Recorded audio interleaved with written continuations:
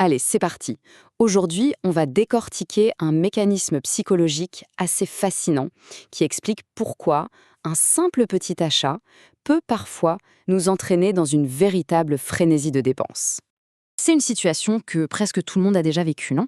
On se fait plaisir avec un seul truc et tout d'un coup, on se retrouve embarqué dans un engrenage qu'on n'avait pas du tout vu venir. Prenons un exemple que tout le monde connaît bien.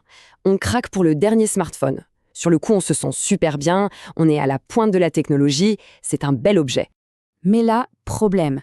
La vieille coque a l'air complètement dépassée sur ce nouvel appareil. Il faut bien avouer que ça jure un peu. Alors, hop, on achète une nouvelle coque, plus glace, qui va avec. C'est le premier achat de la chaîne. Et le vieux câble tout effiloché qui traîne sur la table de nuit, franchement, ça ne le fait pas du tout.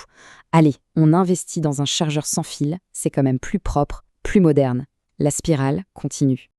Et pour boucler la boucle, évidemment, il faut les écouteurs sans fil de la même marque, c'est presque une évidence.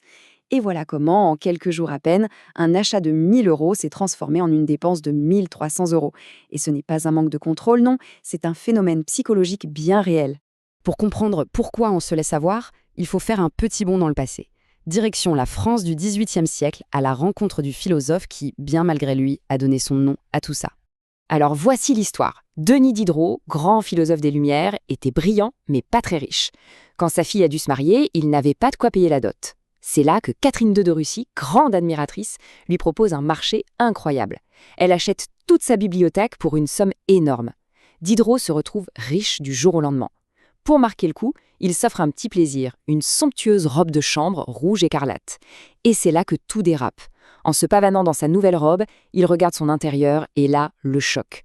Son bureau, sa chaise, son tapis, tout lui paraît vieux, moche, indigne de sa nouvelle acquisition. Ce décalage le ronge. Alors il se met à tout remplacer. Le bureau, puis la chaise, puis les rideaux, jusqu'à ce que tout son appartement soit aussi luxueux que sa robe. Résultat des courses, il a claqué toute sa fortune et s'est retrouvé aussi pauvre qu'avant. Cette phrase, c'est Diderot lui-même qui l'a écrite. Et elle résume tout, non? Ce sentiment de passer de maître de ses objets à esclave de ce qu'on possède. C'est vraiment le cœur du problème. Et voilà, c'est ça l'effet Diderot. C'est cette tendance qu'on a tous à vouloir que nos possessions forment un tout harmonieux. Dès qu'on introduit un nouvel objet qui sort du lot, ça crée une sorte de déséquilibre, une dissonance. Et pour rétablir l'harmonie, on se sent presque obligé de tout mettre à niveau. Mais pourquoi ce besoin de cohérence est-il si puissant? Eh bien, ça touche à quelque chose de très profond, la manière dont on construit notre identité. En fait, on achète rarement un objet uniquement pour sa fonction. Un vêtement, ce n'est pas juste pour se couvrir, c'est aussi une façon de dire qui on est. Une voiture, ce n'est pas juste un moyen de transport, c'est aussi un marqueur de statut. Finalement, nos possessions sont comme les pièces d'un puzzle qui racontent une histoire sur nous. L'effet Diderot, c'est exactement ça. Quand on achète un objet de statut supérieur, que ce soit une belle montre ou un canapé design, on ne fait pas que rajouter un objet. On change l'histoire qu'on se raconte. On établit un nouveau standard. Et tout ce qui est en dessous de ce standard crée une tension, un sentiment que ça ne va plus ensemble. Bien sûr, cette quête de cohérence, elle a un prix. Et ce prix est souvent bien plus élevé que ce qui est écrit sur la première étiquette. L'exemple typique, c'est la rénovation. Disons qu'on décide de refaire les placards de la cuisine pour 10 000 $. Ils sont magnifiques. Mais une fois installé, le vieux frigo fait vraiment tâche. Alors on le change.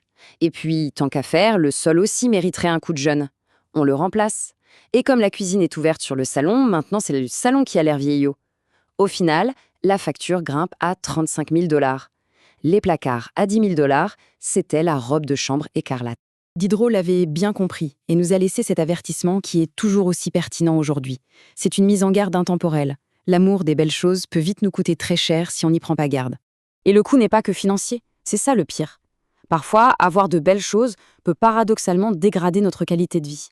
Quand on a un nouveau canapé blanc hors de prix, on stresse à la moindre tâche, on n'ose plus s'asseoir dessus tranquillement. On devient plus le gardien d'un musée que quelqu'un qui vit confortablement chez soi. On perd en liberté, tout simplement. Alors comment on fait pour sortir de ce piège? La bonne nouvelle, c'est qu'il existe des stratégies très concrètes pour reprendre la main. Premièrement, avant un gros achat, il faut essayer d'anticiper la réaction en chaîne. Se demander, ok, si j'achète ça, qu'est-ce que ça va impliquer d'autre? Deuxièmement, réduire la tentation. Ça veut dire passer moins de temps à flâner dans les magasins ou sur les sites de e-commerce, se désabonner des newsletters.